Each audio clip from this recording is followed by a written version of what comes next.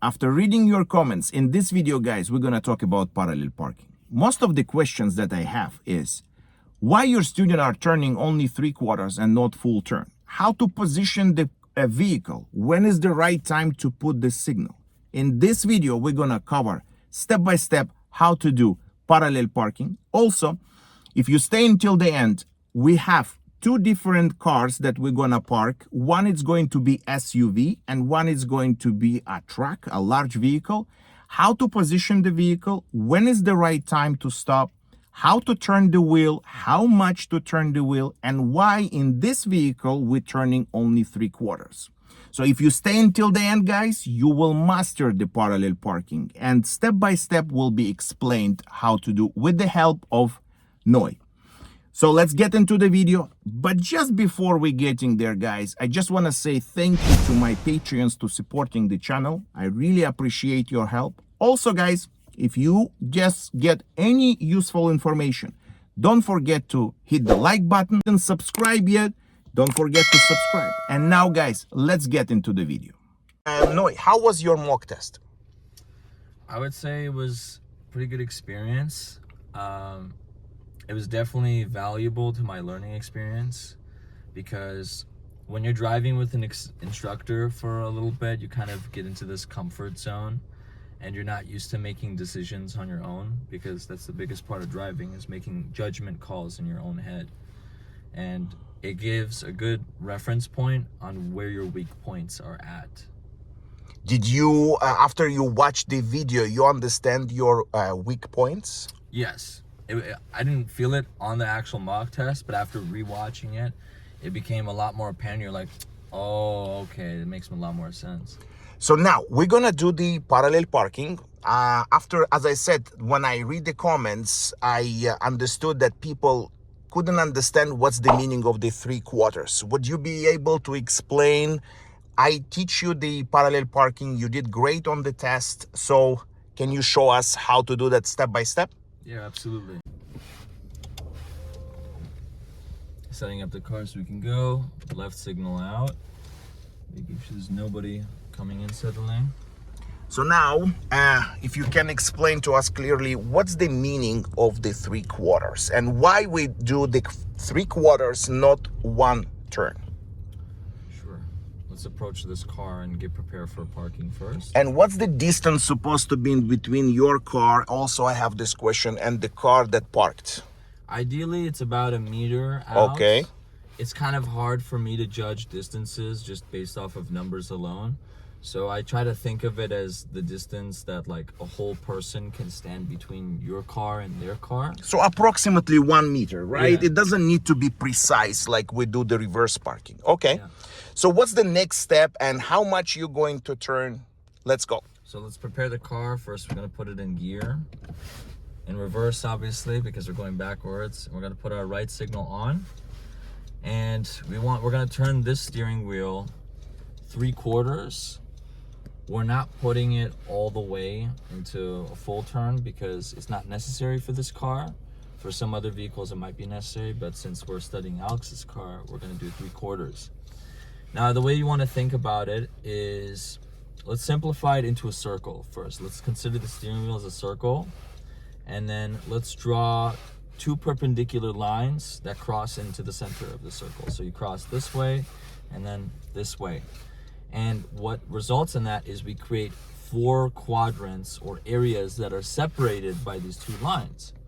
And when Alex says quarters, he's referring to how many of these square quadrants you're passing, right? So if there's 4 of them here and we want to turn 3/4, we start from the bottom of the steering wheel because that's the neutral position. We want to turn 1 quadrant, that's 1/4. And then we turn it a second quadrant. We go up here, that's 2/4. And then finally we turn 1 more quadrant, that's 4/4. And the bottom of the steering wheel should line up with this line here. And so I'm going to demonstrate that by actually turning the steering wheel. So here we go, 1/4, 2/4, 3/4. Now we have our signal on already. We don't need to do any more work. We just need to check our surroundings, checking my mirrors, checking my left blind spot, right blind spot, and now we step off the brakes and we start moving.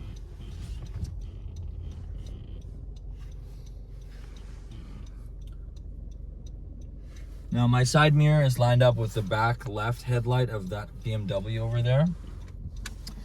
Now we need to turn our steering wheel all the way to the left, so we want to reverse what we just did to reset it to neutral. So that's 1/4, 2/4, 3/4. And now we need to turn it all the way to the one full turn to the left, and one full turn is going to be 4/4. So we have 1, 2, 3, 4.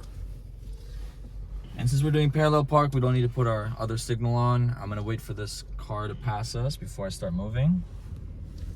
And now we go.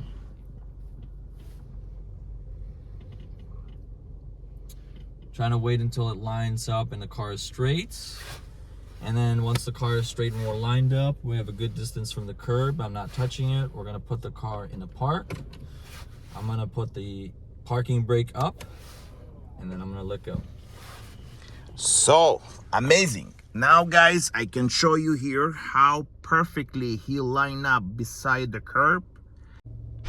Also guys, we're gonna demonstrate how to do parallel parking on the larger vehicle. So Noi, let's approach the car and you can tell us exactly what's the steps and how you are lining up the car in a larger vehicle. Okay, let's go. So this is going to be the car we're gonna park beside. So let's go and do step by step and see what's the difference between large vehicle to do the parallel parking and the regular vehicle. So our main steps are gonna be the same. We want to be 1 meter distance from the vehicle. So I'm gonna get a little bit closer. I think this is the right distance. The main difference between larger cars or cars that are longer than yours is that you can't really use your rear view mirrors on the sides. So you mean the side mirror to mirror, right? Yeah. So you don't need to align up mirror to mirror in this case, right? You stop sooner. But what is the best align that you can do now? Like what's the step that you have to do now? The most important fundamental part is that the back of your car and their car is lined up. So back to back. Yes. So if their car is longer, then you need to be shorter than their front of the car. What I'm looking for right now is I'm looking at the passenger side back mirror here, and I'm trying to line up the back of their car with the end of mine. So it's not quite lined up. I need to go a little bit more. A little bit more. This looks good to me. Okay. Here we're lined up back to back, and then we're gonna prepare the car.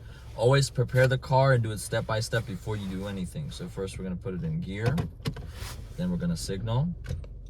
Just remember, the signal you have to put before you're approaching, not when you already stopped, okay? Yeah. So people behind you will know exactly your steps or what you're trying to do. In case you forgot, like me, and you want to put it in now.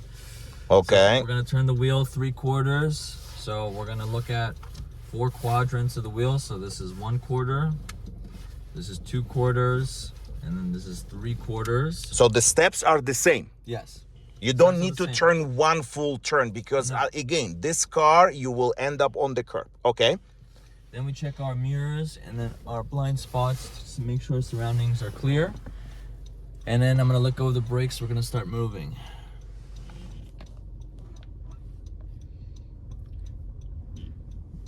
Lining up the side mirror with the back left light of their car.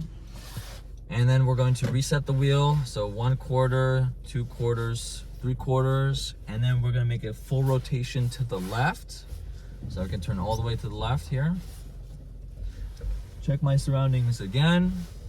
Nobody's there, and now we get moving. We keep going until we're lined up and straight with the car. And then we stop. We're gonna put the car in park. We're gonna put our parking brake up, and then we let go. So what's the main difference? The main difference is instead of lining up the side mirrors, you wanna pay attention to the back of the car. The reason why the side mirror trick works in the first place is because your car is the same length as the other car. So you're indirectly lining up with the back of the car. But because this truck is longer than this Honda, we need to focus on lining up the back of the car with the back of our passenger. So back to seat. back, right? Yeah. And it doesn't need to be precise. It No. just need to be approximately. Okay. So any questions? Nope, not for me. That's about it. So thanks for watching, guys. And if you have any questions or any comments, let me know.